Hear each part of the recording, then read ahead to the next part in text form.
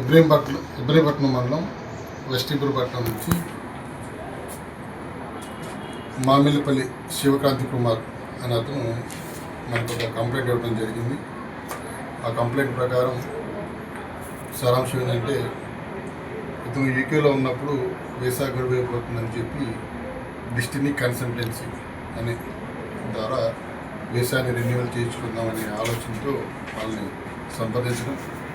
సంప్రదించిన తర్వాత ఇండియాకి వెళ్ళిపోయి అక్కడ మా బ్రాంచ్ నుండి కలిసి అక్కడ అమౌంట్ మీరు పే చేస్తే మీకు ఇక్కడ వీసా ప్రాసెస్ చేస్తామని చెప్పడం ద్వారా అతను అక్కడ చూసుకొని మళ్ళీ ఇండియాకి రావడం. ఇండియాకి వచ్చిన తర్వాత ఏదైతే ఆ కన్సల్టెన్సీ వాళ్ళు చెప్పిన దాని ప్రకారం అతని అమౌంట్ పంపించడం వాళ్ళకి అకౌంట్ ద్వారా జరిగింది.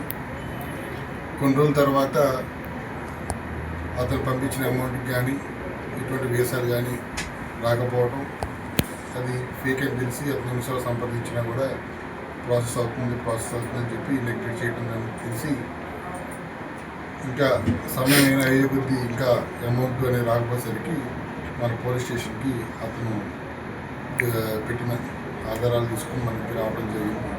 దానికి సంబంధించి ఎవరైతే ఇతన్ని మోసపరిచారో వాళ్ళ మీద క్రైమ్ నెంబర్ 515/25 కింద కేసు నమోదు చేయడం జరిగింది.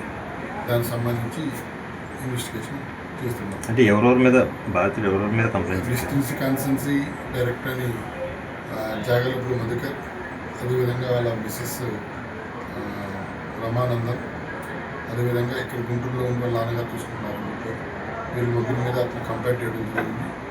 వీళ్ళ ముగ్గురి మీద కేసు నమోదు చేసి విచారణ చేస్తున్నాం. అంటే వీళ్ళు ఎంత వసూలు చేశారని కానీ అతను ఇచ్చిన కంప్లైంట్ ప్రకారం 15 లక్షలు చెప్పడం జరిగింది. సరే, దీంతో పాటు ఎవరైనా అప్రోచ్ అయ్యారా మీకు? వేరే బాధితులైనా గెస్ట్ విచారణ చేస్తున్నాం. బాధితులు ఎంతమంది అనేది ఇంకా ఎంతమంది ఉన్నారు మనకైతే ఇంకా తెలియపరచలేదు. చాలామంది ఉన్నారని చెప్తున్నారు. మన దగ్గరికి అయితే వచ్చిన వాటి ప్రకారం కొంతమంది వచ్చి వాళ్ళు కూడా ఎగ్జామ్ చేసి విచారణ చేయడం జరుగుతుంది.